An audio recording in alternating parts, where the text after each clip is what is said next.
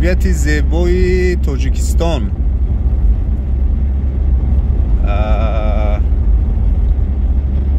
یگان ذره از شویتزاریا یا یگان دولت اروپایی کم نیستی نبینید. برف، آفتاب و زیبایی.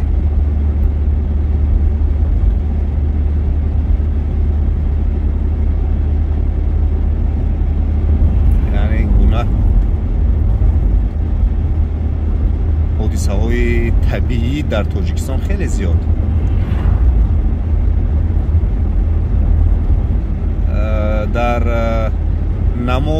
در نمای ویدیو از چشم کمتر، البته با اون طوری که ما با چشم میبینیم اون زیبایی حاضر در نوار شاید که گرفته نتوانسته ایستاده باشیم، لیکن خیلی زیبا است.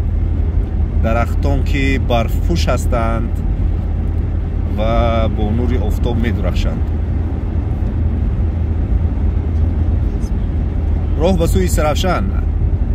اگر کسی که امروز، دیروز و پگاه از اینجا میگذرد همین زیبایی دیده میتواند.